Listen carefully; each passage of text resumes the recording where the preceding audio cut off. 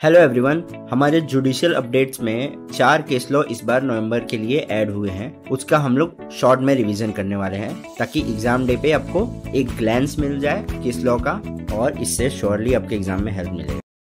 हमारा पहला case law है Sesa Sai steels private limited versus ACIT 2020 supreme court. इस केस में ये क्वेश्चन था, Can enjoyment of immovable property be considered as enjoyment as a purported owner?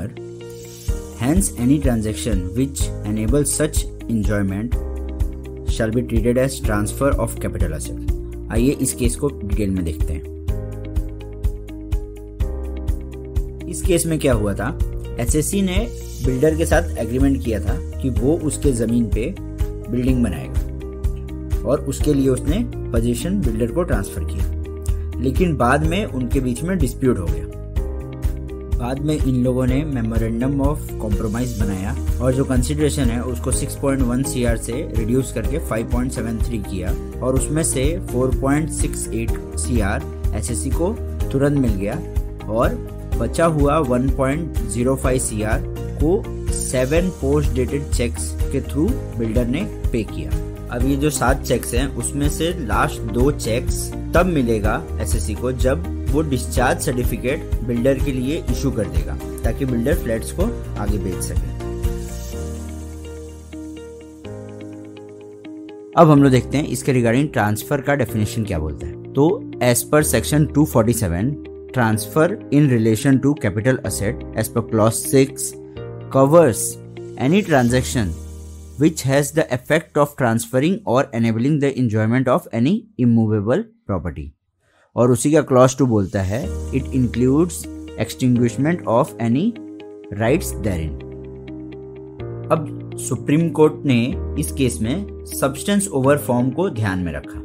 Supreme court के जजेस ने ये सोचा कि जो ऑब्जेक्ट है सेक्शन 247 क्लॉज 6 का वो ऐसा अपीयर हो रहा है कि उसको सारे टाइप के ट्रांसफर्स को टैक्स में लाना है, भले ही as per law as per contract act वो प्रॉपर तरीके से लीगली ट्रांसफर हुआ है या नहीं वो मैटर नहीं करता। उसका जो सब्सटेंस है वो ऐसा दिखाना चाहिए कि ट्रांसफर हो चुका है एक पार्टी से दूसरी पार्टी। अब इस केस में क्या हुआ था, इसने SSC ने बिल्डर को राइट टू सेल ट्रांसफर किया था मेमोरेंडम ऑफ कॉम्प्रोमाइज के थ्रू।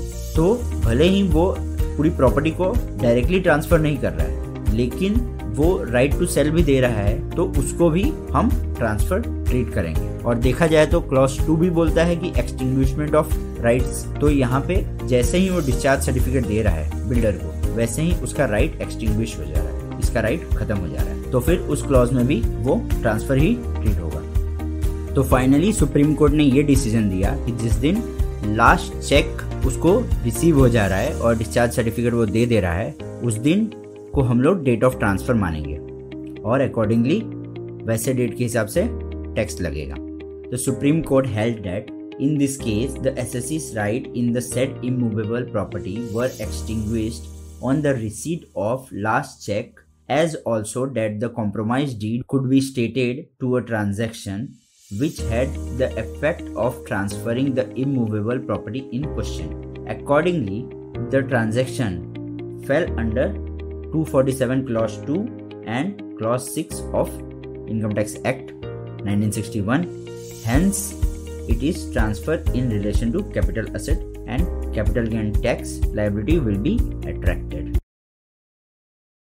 अगला केस है CIT versus Chetak enterprise private limited 2020 supreme court. इस केस में ये क्वेश्चन है, can an agreement entered into by a firm with a government and work done in pursuance thereof survive upon its conversion into a company and be considered compliant with subsection A and B of ATIA 4(1) to qualify for deduction? क्या एक agreement जो firm ने government के साथ किया हुआ है और उसके तहत काम किया हुआ है वो तब भी वैलिड रहेगा अगर वो फर्म कंपनी में कन्वर्ट हो जाए और उसके वजह से उसको डिडक्शन मिलेगा क्या? ये क्वेश्चन इस केस में रेज किया हुआ था। आइए इस केस को डिटेल में देखते हैं। ये जो केस है वो ATIA से रिलेटेड है। ATIA में क्या होता है, 100% प्रॉफिट का डिडक्शन मिलता है 10 साल के लिए। अगर कोई कंपनी इंफ्रास्ट्रक्चर प्रोजेक्ट में लगी है, उसको डेवलप कर रही है, मेंटेन कर रही है और उससे पैसे कलेक्ट कर रही है। लेकिन इस केस में क्या हुआ था, इस केस में कंपनी ने नहीं, एक फर्म ने रोड को डेवलप किया था। बाद में क्या किया उन लोगों ने, रोड के इनॉग्रेशन से पहले ही उस फर्म को प्राइवेट लिमिटेड कंपनी में कन्वर्ट कर दिया गया और पीडब्ल्यूडी को इंटीमेशन दे दिया। उसके बाद राजस्थान गवर्नमेंट ने पुराने फर्म के रजिस्ट्रेशन को कैंसिल किया और नया रजिस्ट्रेशन नंबर इशू कर दिया प्राइवेट लिमिटेड कंपनी को। और उसके बाद 1 अप्रैल 2010 को रोड का इनॉग्रेशन हुआ और उसके बाद क्या हुआ, जो न्यूली फॉर्म्ड कंपनी है वो उस रोड को मेंटेन कर रही थी और उसका टोल कलेक्शन कर रही थी। अब देखिए, सुप्रीम कोर्ट के जजेस का सेम ऑब्जर्वेशन था। The firm ceased to exist and assumed the status of company, and all the properties of the firm vested in the company. The business was carried on by the company. The road was inaugurated after formation of the company, after which toll tax was being collected by SSC company. जैसे ही company में convert हुई वैसे ही firm का status खत्म हो गया और उसके सारी प्रॉपर्टीज कंपनी में वेस्ट हो गए और उसके बाद बिजनेस कंपनी ने ही कैरी फॉरवर्ड किया। रोड को इनॉग्रेट किया गया कंपनी के फॉर्मेशन के बाद और उसके बाद टैक्स कंपनी ने ही कलेक्ट किया। Further, the state government had granted sanction to the company and the original agreement entered with the firm automatically stood converted in the favour of SSC company on 28 March 2010 upon formation of company. जैसे ही 28 March 2010 को company बनी, उस दिन जो agreement state government और firm के बीच में था वो ऑटोमेटिकली कन्वर्ट हो गया स्टेट गवर्नमेंट और एसएससी कंपनी के बीच में। तो ये सब ऑब्जर्वेशन से ये पॉइंट निकल के आ रहा है कि एसएससी कंपनी थी जिसने बिजनेस कैरी फॉरवर्ड किया और उसको मेंटेन किया और इंफ्रास्ट्रक्चर फैसिलिटी को ऑपरेट किया, तो फिर उसको डिडक्शन मिलना चाहिए। चलिए इसका फाइनल डिसीजन देखते हैं। The Supreme Court held that the SSC company qualified for the deduction under Section 80IA, being an enterprise carrying on stated business pertaining to infrastructure facility and owned by a company registered in India, on the basis of agreement executed with the state government after conversion of partnership firm into a company. तो फिर SSC को 80IA का deduction मिल सकता है, भले ही उसने road का development as a firm किया हो और बाद में उसको ऑपरेट एज अ कंपनी किया गया। अगला केस है Dalmia power limited versus ACIT 2020 supreme court. इस केस में ये क्वेश्चन है, can delay in submitting the revised return of amalgamated company after receiving approval from NCLT but beyond the time stipulated under section 139(5) be permitted without CBDT condonation under section 192(2)B। मतलब NCLT ने late return file करने की approval दे दी है तो भी क्या हमें CBDT की अप्रूवल की जरूरत होगी? आइए इस केस को डिटेल में देखते हैं। इस केस में क्या हुआ था, 9 कंपनीज थी और वो 9 कंपनीज को अमालगमेट कर दिया गया एक कंपनी में। अब आप लोगों को ये तो पता होगा कि ये जो अमालगमेशन है वो बिना NCLT के परमिशन के तो हो नहीं सकता, तो कंपनी ने NCLT को अप्लाई किया और अपॉइंटमेंट डेट फिक्स हुआ 1 जनवरी 2015। अब इस दिन से अमालगमेशन स्टार्ट हो गया। इसका मतलब जो ओल्ड कंपनीज है उसका बुक्स उस दिन क्लोज हो जाएगा। इसका मतलब ओल्ड कंपनीज के लिए financial year 2015-16 last financial year होगा, तो जो ओल्ड कंपनीज थी उनके बुक्स में लॉस था, इसलिए ओल्ड कंपनीज ने 30 सितंबर 2016 से पहले अपना लॉस रिटर्न अपलोड कर दिया।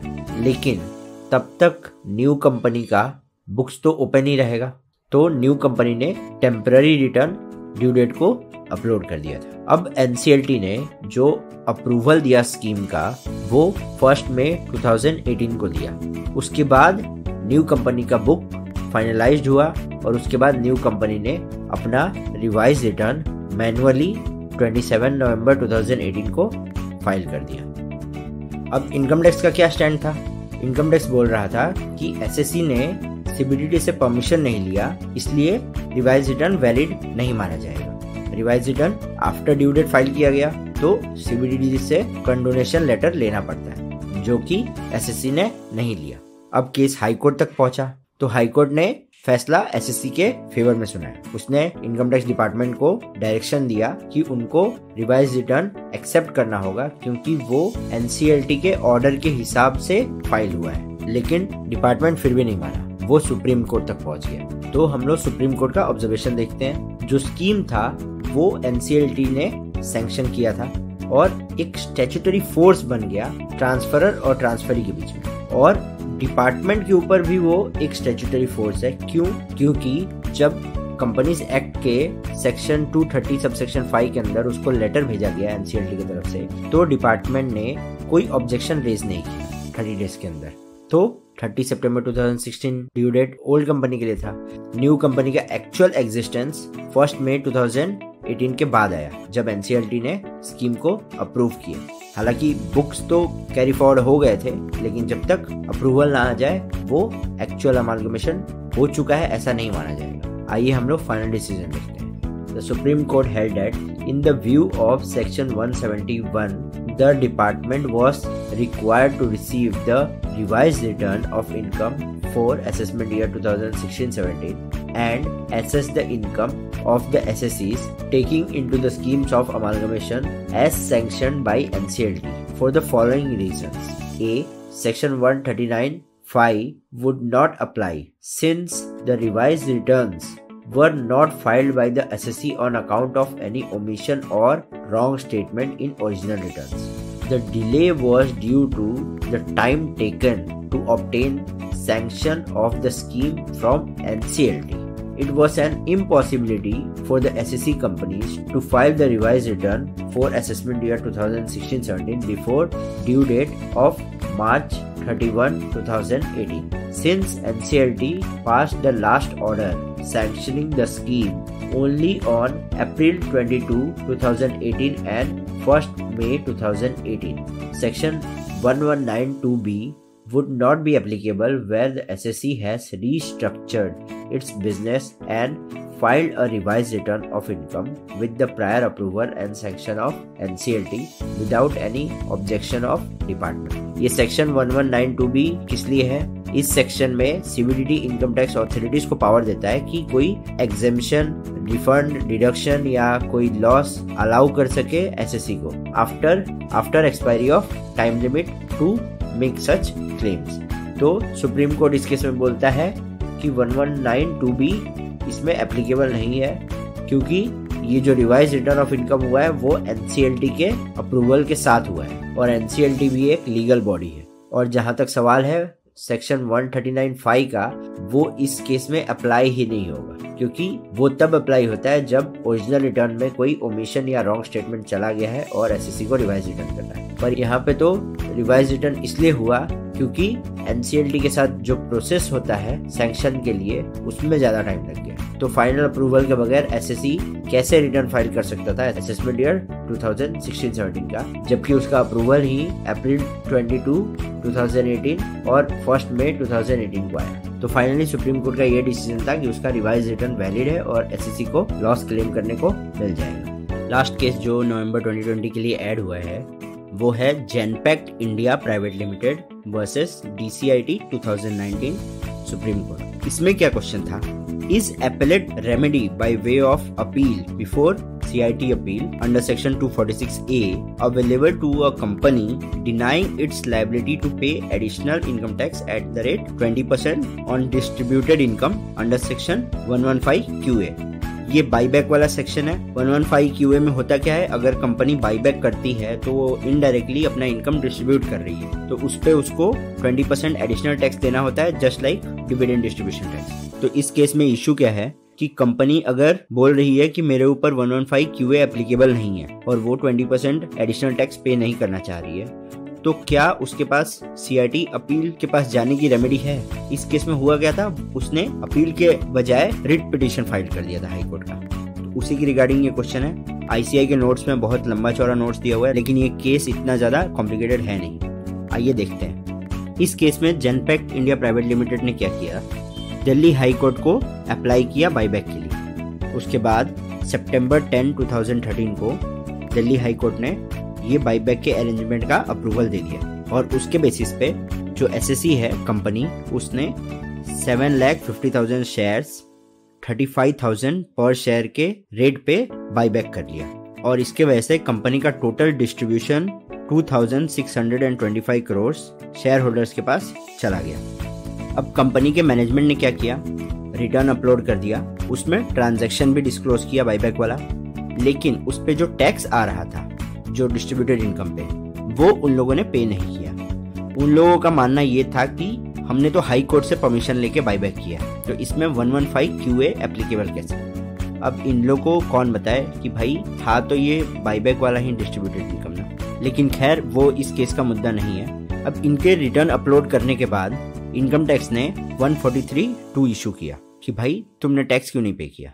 तो अब एसएससी अपील करने के बजाय सीधा दिल्ली हाई कोर्ट को रिट पिटीशन फाइल कर दिया। वो इमोशनल खेल खेलना चाह रहा था। दिल्ली हाई कोर्ट के सामने बोला कि ये क्या है, मैंने तो आपसे हाथ जोड़ के बाईबैक का परमिशन लिया और इन लोग मुझ पे टैक्स लगा रहे हैं, देखिए आप ही कुछ कीजिए। लेकिन हाई कोर्ट समझ गया कि भाई ये खेल खेल रहा है, फिर उसका ये रिट पिटीशन रिजेक्ट कर दिया उसने। अब इन लोगों ने क्या किया, इस बात को लेके सुप्रीम कोर्ट में छप गई कि भाई ये क्वेश्चन ऑफ लॉ है कि 115 QA हम पे एप्लीकेबल नहीं है क्योंकि हमने हाई कोर्ट से परमिशन लिया। अब देखते हैं इसमें सुप्रीम कोर्ट का क्या ऑब्जर्वेशन था। सुप्रीम कोर्ट ने सिचुएशन को अपील वाले सेक्शन के हिसाब से चेक किया। उस सेक्शन में 246A(1)(a) में क्लॉज 1 में लिखा हुआ है, an order against the SSC where SSC denies his liability to be assessed under this act. Clause 2 है, एन इंटीमेशन अंडर सेक्शन 143(1) या 1B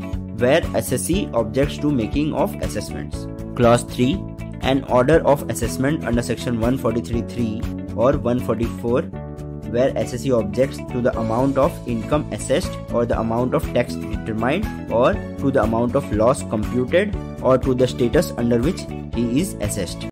अब ये तीनों क्लॉज में सुप्रीम कोर्ट बोल रहा है कि जो सेकेंड और थर्ड क्लॉज है वो इफेक्ट में तब आएंगे जब असेसमेंट प्रोसीडिंग होगी, लेकिन clause 1 is not dependent on any assessment proceedings in 143 और 144। जो उसमें एक्सप्रेशन दिया हुआ है denies his liability to be assessed clause 1 में, इसमें जो एक्सप्रेशन दिया हुआ है क्लॉज 1 में denies his liability to be assessed, वो कॉम्प्रिहेंसिव है ये बताने के लिए कि एसएससी जहाँ पे अपना लायबिलिटी डिनाई कर रहा है वहां पे अपील फाइल कर सकते। और ये सेम केस सुप्रीम कोर्ट ने कानपुर कोल सिंडिकेट के केस में रूलिंग दिया था।